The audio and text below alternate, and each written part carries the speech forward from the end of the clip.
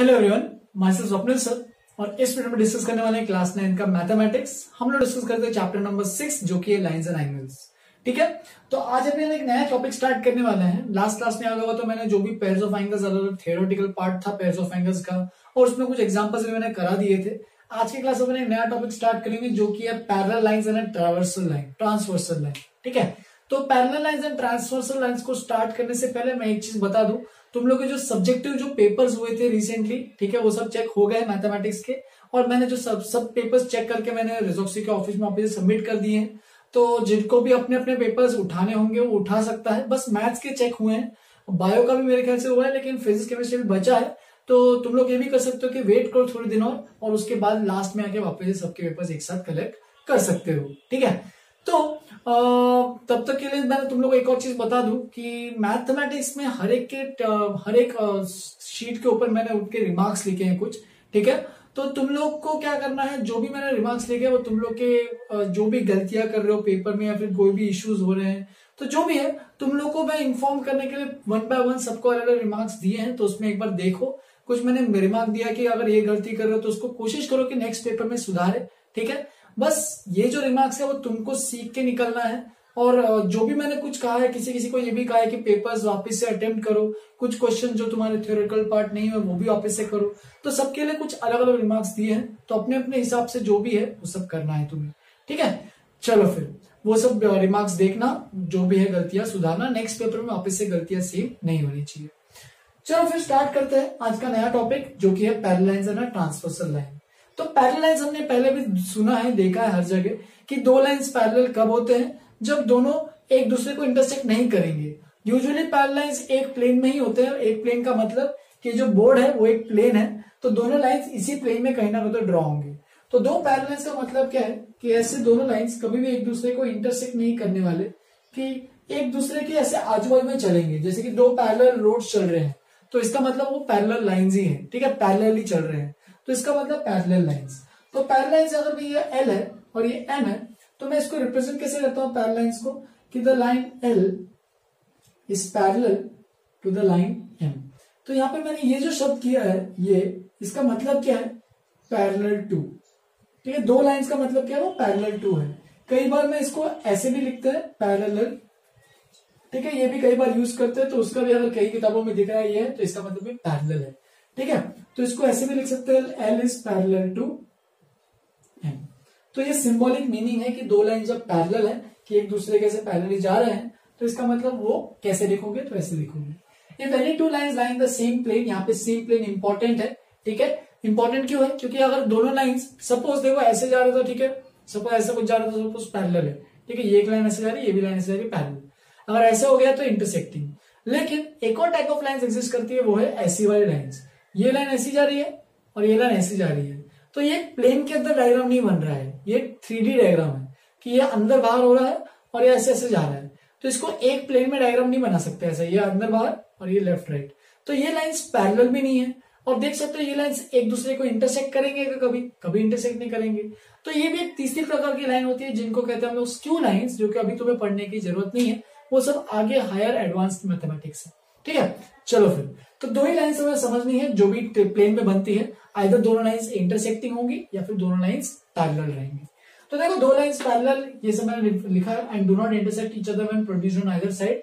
तो लाइन को अगर इधर भी प्रोड्यूस करो इधर भी प्रोड्यूस करो तो दोनों एक दूसरे को मीट नहीं करेंगे। ठीक है, थोड़ा सा दिखना चाहिए पैरेलल अच्छे से, इसलिए वापस बनाया मैंने। तो इस तरीके से दो लाइंस पैरेलल है, then such lines have to be parallel to each other. तो पैरेलल लाइंस में किसी को कोई डिफिकल्टी तो नहीं होनी चाहिए। फिर ट्रांसवर्सल लाइन क्या होता है, ट्रांसवर्सल लाइन के मैंने यहाँ पे कुछ डायग्राम बनाया है, यहाँ पे एक और चीज तो डायग्राम बना देता हूँ कि अगर कोई भी दो लाइंस है हमारे पास, ठीक है, ऐसे दो लाइंस है, नॉट नेसेसरीली पैरेलल, कैसे भी लाइंस हो सकते हैं। इसको बोल देते हैं एल और इसको बोल देते हैं या फिर इसको बोल देते हैं एम, इसको बोल देते हैं एन, ऐसी नाम ले रहा हूं मैं, लाइन दिखनी तो चाहिए। ऐसी कोई लाइन है हमारे पास एम और एन। तो देखो यहाँ पे क्या लिखा, a straight line which cuts two और more straight lines at distinct points. तो देखो अगर मैं एक लाइन बनाता हूं, सपोज ऐसी कुछ लाइन बनाता हूं एल, तो ये जो एल लाइन है ये क्या हो रहा है, एम और एन लाइन को दो अलग अलग पॉइंट्स पे काट रहा है। इसका मतलब ये जो L is transversal line to the lines M and N। तो यहाँ पे जो डायग्राम बना है मैंने, ये डायग्राम ये रिपीट कर रहा है कि ये जो L लाइन है ये M और N को दो अलग अलग पॉइंट्स पे कट कर रहा है, हेंस L जो है वो M और N का ट्रांसवर्सल लाइन है, या फिर L जो बोल सकते हो L is the transversal line. ठीक है, देखो straight line which cuts two और मोर स्ट्रेट लाइंस। अब यहाँ पे ऐसा भी हो सकता है कि ये तीन लाइंस हो, ये एक दो और ये तीन लाइन जैसे कुछ हो। ठीक है, और अगर एक ऐसी एक लाइन बनाता हूं जो तीनों को कट करते हुए जा रहा है, P Q R, यहाँ पे चलो पॉइंट देता हूँ P और Q ही, तो इसमें देख सकते हो ये M N P और ये L लाइन है। तो ये जो L लाइन है इसको बोलेंगे ट्रांसवर्सल लाइन। तो फुल सबको ट्रांसवर्सल लाइन का मतलब तो समझ में आ गया है, कुछ डिफिकल्ट नहीं है इसमें। ये हम लोग क्यों पढ़ रहे हैं, क्योंकि यूजुअली क्या होगा कि पैरेलल और ट्रांसवर्सल लाइन दोनों हाथ सेम, मतलब एक दूसरे का हाथ पकड़ते हुए चलते हैं। ठीक है, क्योंकि इसी में बहुत सारे क्वेश्चन अच्छे खासे बनते हैं। ठीक है, तो देखो ट्रांसवर्सल लाइन का मैंने अच्छा खासा एक एग्जांपल दिया है, तो देख सकते हो ये L लाइन जो है, यहाँ पे L जो है वो M और N का एक ट्रांसवर्सल लाइन है। L is the transversal line. ठीक है, तो यहाँ पे L जो है वो ट्रांसवर्सल लाइन है। अब देखो जैसे ही ट्रांसवर्सल लाइन बनते हैं तो हर बार कितने पॉइंट्स मिलेंगे, सपोज दो स्ट्रेट लाइंस के ट्रांसवर्सल लाइन बन रहा है, तो यहाँ पे दो पॉइंट्स बन रहे हैं, देखो पॉइंट्स P एंड Q, और हर पॉइंट पे देखो क्या होगा, टोटल 4 एंगल्स आएंगे। देखो यहाँ पे भी ये 1 2 3 4, 1 2 3 4, ऐसे हर पॉइंट पे क्या होगा, टोटल 4 एंगल्स आएंगे। अब वो 4 एंगल्स में जो रिलेशन है, वो रिलेशन हमको कुछ एक इंपॉर्टेंट टर्मिनोलॉजीज है इस चैप्टर में, जो कि तुम्हें go through out the chapter याद रखनी है, वो through out the chapter continue रहेगी। जैसे कि देखो मैंने सबका नाम दिया है, यहाँ पे टोटल 8 एंगल्स है। देखो एंगल 1 2 3 4 5 6 7 8। ठीक है, तो एंगल 1, एंगल 2, एंगल 7 और एंगल 8, इनको हम लोग बोलते हैं एक्सटीरियर एंगल्स। एक्सटीरियर का मतलब बाहर की तरफ मुंह है, देखो उनका। ठीक है, देखो अब ये दो M और N जो लाइन बन रहे हैं, यहाँ पे इनके बीच वाला जो पार्ट है उसको इंटीरियर पार्ट बोलते हैं, और M के बाहर वाला और N के नीचे वाला जो पार्ट है वो एक्सटीरियर पार्ट है।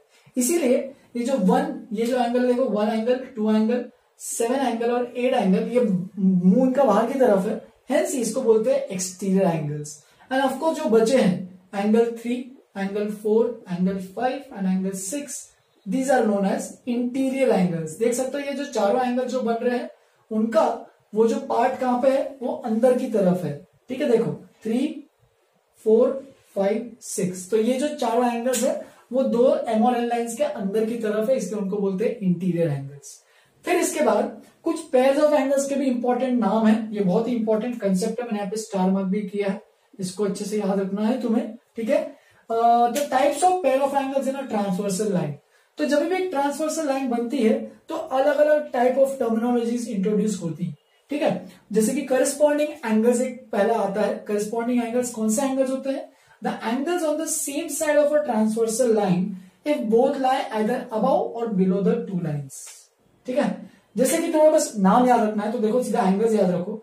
जैसे कि एंगल करस्पॉन्डिंग एंगल अगर देखना है तो एंगल 1 एंड एंगल 5, ये करस्पॉन्डिंग एंगल्स है। सिमिलरली एंगल 2 एंड एंगल 6, ये करस्पॉन्डिंग एंगल्स है।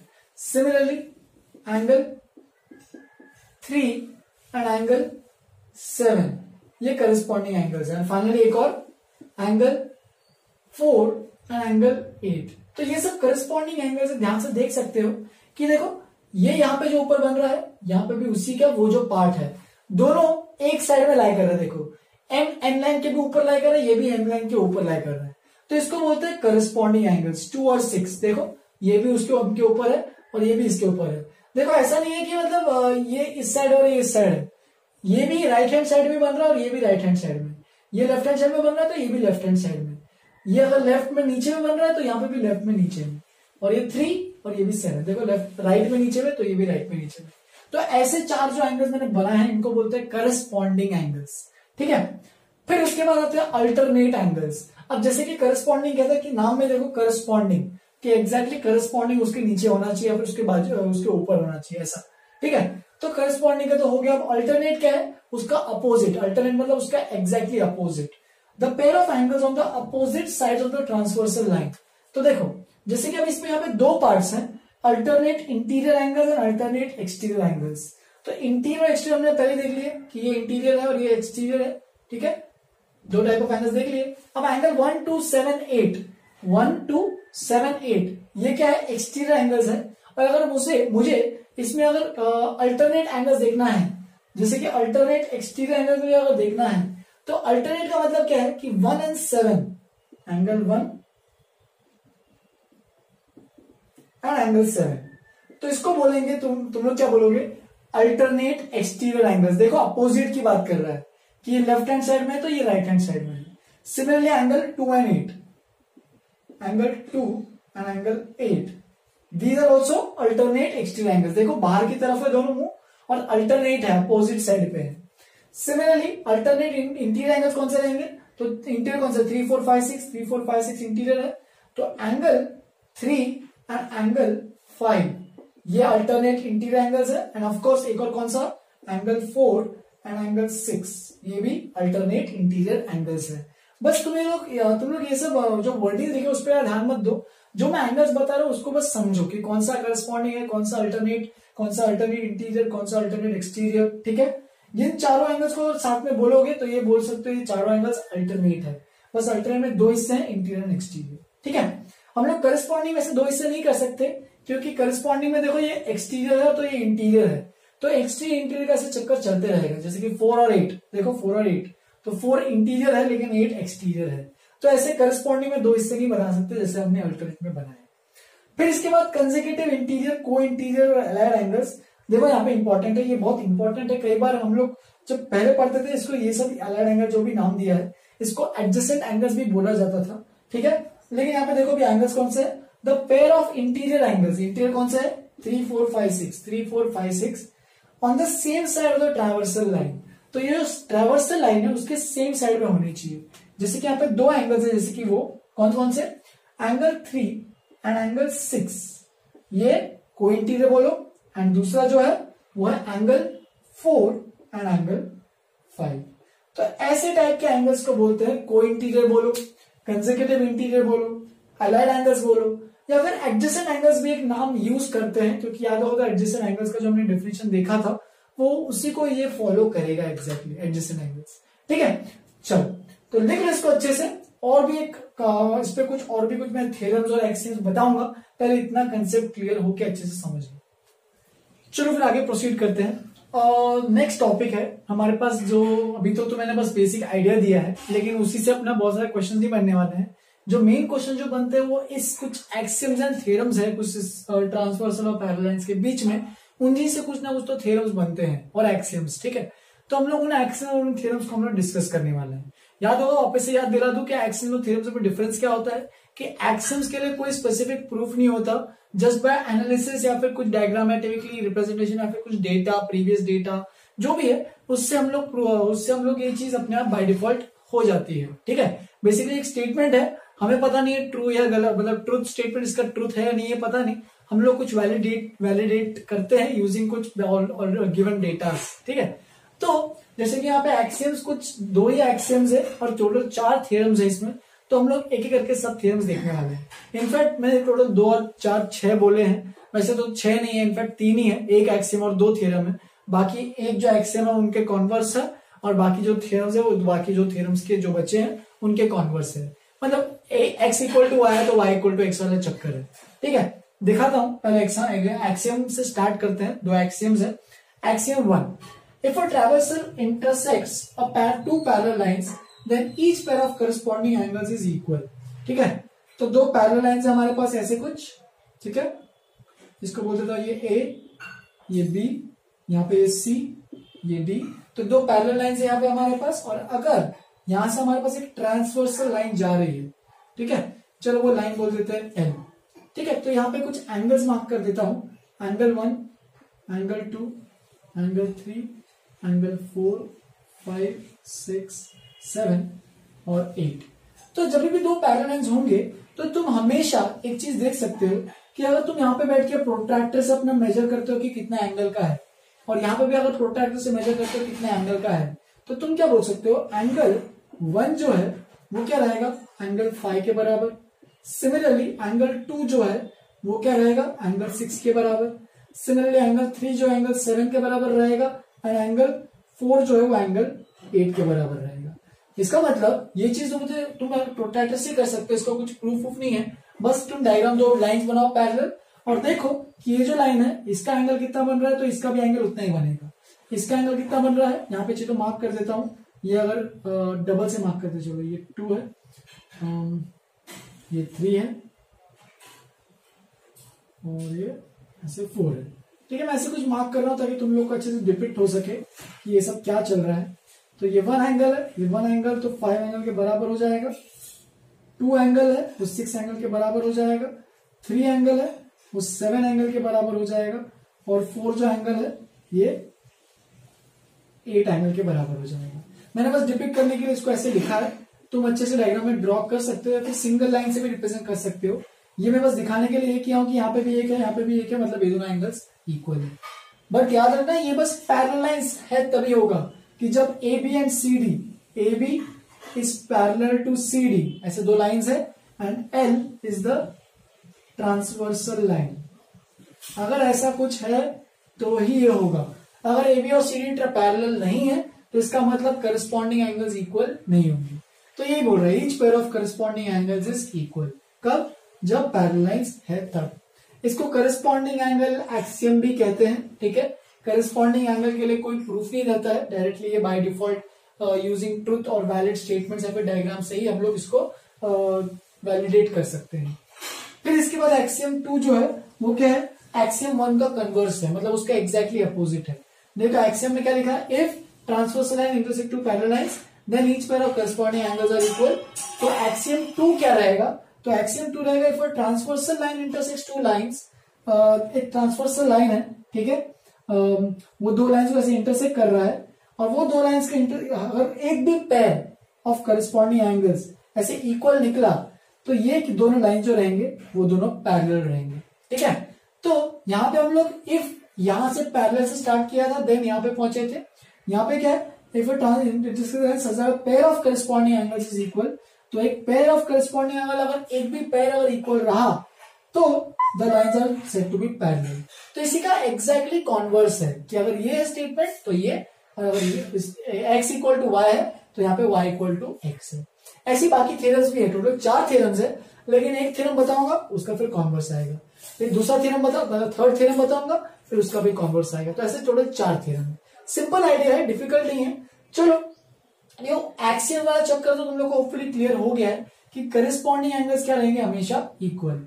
जैसे कि अगर मेरे पास एक एग्जांपल दिया है, सपोज मैंने लिखा है यहाँ पे कि ये एंगल है हमारे पास 105 डिग्री, तो ये वाला एंगल बताओ, तो ऑब्वियसली ये वाला भी एंगल बता सकते हो तुम 105 डिग्री ही रहेगा, क्योंकि करस्पॉन्डिंग एंगल एक्सियम से हम लोग प्रूव कर सकते हैं।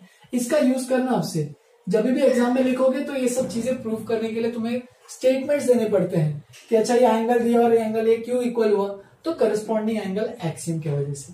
ठीक है, करस्पॉन्डिंग एंगल्स ये जब दो पैरेलल लाइंस है तो क्या होंगे, इक्वल। ठीक है, तो इस तरीके से सिमिलरली ये वाला एंगल क्या रहेगा, क्योंकि ये एडजेसेंट एंगल्स है। क्यों एडजेसेंट, क्योंकि दोनों का सम, इनफैक्ट एक बोल सकते हो दोनों सप्लीमेंट्री एंगल्स है, तो दोनों का सम कितना रहेगा 180, तो ये कितना हो जाएगा 75, तो ये भी कितना हो जाएगा 75। ठीक है, तो इस तरीके से ये सब चीजें करनी है तुम्हें। थ्योरम नंबर 1, थ्योरम से स्टार्ट करते हैं। थ्योरम में क्या होगा, प्रूफ्स होंगे, तो उस प्रूफ्स को अपन धीरे धीरे अभी देखने वाले हैं। ठीक है, तो if a transversal line intersects two parallel lines, तो यहां पे हमारे पास वापस सेम डायग्राम है, दो पैरेलल लाइंस है। ठीक है, मान लेते हैं ये ए बी और ये सी डी, तो दो पैरेलल लाइंस है, और एक ट्रांसवर्सल लाइन है, चलो मान लेते हैं ये एल लाइन है। ठीक है, तो वो क्या बोल रहा है, then each pair of alternate interior angles, तो अल्टरनेट इंटीरियर, तो चलो पहले गिवन लिख देते हैं, given A B is parallel to C D, यहां पे चलो पॉइंट्स बोल देते हैं, ये पॉइंट्स पी एंड क्यू है। L is the transversal line, ऐसे लिखते हैं, चलो पहले given A B is parallel to C D and L is a transversal line cutting A B eight point P and C D at point Q. ठीक है, तो देख सकते हो यहाँ पे टोटल 4 एंगल्स बनेंगे। नाम देता हूं, तो एंगल 1 2 3 4, इधर भी सेम 5 6 7 8। इस तरीके से मैंने 8 एंगल्स टोटल नाम दे दिए, जैसे अभी थोड़ी देर पहले दिए थे। तो ये 8 एंगल्स में तो इसमें कुछ देखो हमें पता है कि करस्पॉन्डिंग एंगल्स तो इक्वल रहेंगे ही, यानी एंगल 1 इक्वल टू एंगल 5 2 6 3 7 4 8, ये तो इक्वल रहेंगे ही। लेकिन उसने पूछा क्या है, टू प्रूव, यहां पे लिख देते हैं टू प्रूव, इसमें भी अल्टरनेट इंटीरियर एंगल्स कौन से रहेंगे, इंटीरियर मतलब अंदर की तरफ और अल्टरनेट मतलब अपोजिट। तो 4 और 6 to prove angle 3 equal to angle 5 and angle 4 equal to angle 6। तो ये प्रूव करना है कि एंगल 3 जो है वो एंगल 5 के बराबर है और एंगल 4 जो है वो एंगल 6 के बराबर है। ठीक है, तो ये हमारे पास क्या है, अल्टरनेट इंटीरियर एंगल्स। ठीक है, तो ये अल्टरनेट इंटीरियर एंगल्स है। ये दोनों जो पेयर ऑफ एंगल्स है वो क्या रहने वाले हैं, each pair of alternate interior angles is equal. ठीक है, ये इसके बराबर, ये इसके बराबर। तो देखो चलो स्टार्ट करते हैं प्रूफ करते वक्त। तो देखो क्या कैसे प्रूफ करने वाले हैं। तो सबसे पहले देखो हम लोग एक चीज तो बोल ही सकते हैं क्या, कि एंगल 2 जो है, पहले एंगल 3 इक्वल टू एंगल 5 करते हैं। ठीक है, फर्स्ट वाला पार्ट एंगल 3 और एंगल 5 को प्रूफ करते हैं इक्वल। तो सबसे पहले angle 1 is equal to angle 3। देखो एंगल 1 और एंगल 3 इक्वल क्यों रहेगा, याद होगा तो मैंने एक कंसेप्ट बताया था लास्ट क्लास में, वर्टिकली अपोजिट, कि दो लाइंस एक दूसरे को इंटरसेक्ट कर रहे हैं, तो ये वाला एंगल और ये वाला एंगल क्या रहेगा, इक्वल। देयरफॉर एंगल 1 और एंगल 3, देखो ये एंगल 1 है और ये एंगल 3 एक दूसरे के इक्वल रहेंगे। क्यों, बिकॉज वर्टिकली अपोजिट एंगल्स। तो ये कंडीशन हर बार लिखते जाना है तुम्हें कि कौन सा प्रूफ कौन से वजह से ये बन रहा है, vertically opposite angles. Similarly angle 1 जो रहेगा वो एंगल 5 के बराबर भी रहेगा, एंगल 1 और एंगल 5 भी इक्वल रहेगा। क्यों, करस्पॉन्डिंग एंगल्स लिख सकते हो या फिर करस्पॉन्डिंग एंगल एक्सियम भी लिखना है तो लिख सकते हो। ठीक है, फिर बस करस्पॉन्डिंग एंगल्स भी लिखा है तो चलेगा। ठीक है, तो देख सकते हैं एंगल 1 एंगल 3 के बराबर है और एंगल 1 एंगल 5 के बराबर है। Therefore, from these two equations we can conclude that angle 3 is equal to angle 5. सोचो ना, एंगल 3 की वैल्यू एंगल 1 के बराबर है और एंगल 5 भी एंगल 1 के बराबर है, हेंस एंगल 3 और एंगल 5 इक्वल रहेगा। x अगर y के बराबर है एंड x अगर z के बराबर भी है तो y और z इक्वल ही होने वाले। सिमिलरली नेक्स्ट वाले को भी प्रूव कर सकते हैं कि एंगल 2 और एंगल 4 क्या रहेंगे, वर्टिकली, शॉर्टकट में लिख रहा हूं तुम लोग पूरा लिखना, वर्टिकली अपोजिट एंगल्स। ठीक है, ये सबसे पहले कंडीशन डाल दो, वर्टिकली अपोजिट एंगल्स। फिर उसके बाद angle 2 is equal to angle 6 because corresponding angle axiom. ठीक है, मैं पूरा नहीं लिख रहा हूं, शॉर्टकट पे लिख रहा हूं, तुम लोग लिख लेना पूरा, बिकॉज करस्पॉन्डिंग जो ऊपर में लिखा देखो 2 और 6, एंगल 2 और 6 हमने अभी भी पहले किया है। देयरफॉर 2 4 बराबर है, 2 और 6 भी बराबर है, therefore we can say that angle 4 equal to angle 6, hence proved. तो इस तरीके से इसका भी प्रूफ हो जाता है हमारे पास। ठीक है, तो इस तरीके से प्रूफ ऑफ एग्जाम में पूछ सकता है तो कर लेना, बहुत सिंपल सा प्रूफ है। थ्योरम 2 पे जंप करते हैं। कन्वर्स ऑफ थ्योरम 1 है, जैसे कि मैंने कहा था कि अगर थ्योरम 1 ये है तो उसका एग्जैक्टली उल्टा। तो देखो यहाँ पे transversal intersect two parallel lines and each pair of alternate angles is equal. इसमें क्या होगा, if a transversal line intersect two lines such that each pair, such that a pair, मतलब कोई भी अगर एक पेयर भी अगर इक्वल रहेगा, एक pair of alternate interior angles is equal, then the two lines are said to be parallel। Same चीज है, कुछ अलग नहीं है वैसे, कि वो बोल रहा है अगर ऐसे दो लाइंस है और ऐसे दो लाइंस में अगर ये एंगल और ये एंगल अगर इक्वल आ रहे हैं, ठीक है, और ये एंगल और ये एंगल दोनों में से कोई भी कंडीशन आ गई, ये एंगल और ये एंगल इक्वल आ गए, ठीक है, या फिर ये और ये एंगल इक्वल आ गए, ठीक है, गिवन, ऐसे लिख सकते हो गिवन एंगल, वापिस से सेम नाम दे रहा हूं मैं, given angle alternate interior angles equal दिए हैं, तो ये कौन सा है, 4, ये 3, ये 4, ये 5 और ये 6, 1 2, ये 7, ये 8। तो देखो दिया है angle given, angle 3 is equal to angle 5 and angle 4 is equal to angle 6। तो जैसे हमने ये प्रूफ किया, इसी का उल्टे वे से प्रूफ कर सकते हो। कैसे कि एंगल 4 इक्वल टू एंगल 6 है, तो हम लोग ये बोल सकते हैं एंगल 4 और एंगल 2 तो इक्वल रहेगा प्रूफ करते वक्त। एक का ही प्रूफ करता हूँ, बाकी दूसरा प्रूफ खुद भी कर सकते हो। इनफैक्ट ये सब प्रूफ तुम लोग एनसीईआरटी अपने टेक्स्ट बुक में भी देख सकते हो, सब दिया है। तो एंगल 3 और एंगल 5 इक्वल है, हम लोग ये बोल सकते हैं कि एंगल 3 और एंगल 1 भी इक्वल रहेंगे। क्यों? वर्टिकली अपोजिट एंगल्स, ठीक है, vertically opposite angle short form में लिखा है मैंने, ठीक है। फिर उसके बाद एंगल 3 और एंगल 1 इक्वल है, एंगल 3 और एंगल 5 इक्वल है, therefore we can say that angle 5 equal to angle 1। Hence मतलब ये क्यों? क्योंकि बाय डिफॉल्ट आ रहा है इसमें से। अब देखो एंगल 5 और एंगल 1 इक्वल हो रहे हैं, तो देयरफॉर बाय एक्सियम 2, या फिर ऐसे लिख सकते हो by the converse of corresponding axial angle axiom. देखो एंगल 5 और एंगल 1 इक्वल है, एक pair of corresponding angle equal हो गया। देखो if a pair of corresponding angle is equal then the lines are parallel. By axiom 2 we can say that line AB is parallel to CD। ये A है, ये B, ये C, ये D। बस statements अच्छे से साफ सुथरा लिखना, ठीक है। मैंने यहाँ पे बहुत कचरा कर दिया बीच में ही, ठीक है, अच्छे से जगह नहीं थी इसलिए मैंने लिख दिया है, लेकिन ये तुम लोग को अच्छे से आना चाहिए। अगर ये आता है तो ये आने की कोई डिफिकल्टी नहीं होनी चाहिए, ठीक है। लिख लो इसको, थ्योरम 1 और थ्योरम 2, और भी दो थ्योरम बचे हैं उसको मैं नेक्स्ट क्लास में कवर अप करूंगा, ठीक है। पहले इतना अच्छे से ग्रास्प कर लो, और बाकी बचे जो थ्योरम है वो दूसरे एंगल्स पे बेस्ड है, जैसे कि यहाँ पे अल्टरनेट इंटीरियर वैसे अल्टरनेट एक्सटीरियर के लिए भी करेंगे। तो जो भी है वो सब प्रूव करेंगे नेक्स्ट क्लास में, ठीक है। दो थ्योरम बचे हैं और हमें बहुत सारे एग्जांपल्स भी करने हैं इस पे, ठीक है। तो वो सब नेक्स्ट क्लास में कंटिन्यू करेंगे, ठीक है। अगर इसमें कोई भी चीजें दिक्कत हो रही है, कोई चीज समझ में नहीं आ रही है तो बेझिझक पूछो। अगर कोई डाउट होगा कंसेप्चुअली तो वो भी पूछो, ठीक है। आज के लिए यहीं पे खत्म कर रहा हूं मैं। एक्सरसाइज में तुम लोग मुझे डाउट्स पूछो, मैं नेक्स्ट क्लास में चलो डाउट भी डिस्कस करूंगा। तो नेक्स्ट क्लास में थ्योरम मुझे 3-4 कंप्लीट करना है, इस पे कुछ क्वेश्चंस करेंगे और तुम लोग के जो भी डाउट्स क्वेश्चंस है वो भी कवर अप करेंगे, ठीक है। आज के लिए होमवर्क के लिए कुछ नहीं है, आज के होमवर्क के लिए बस अपनी पुरानी चीजें रिवाइज करो।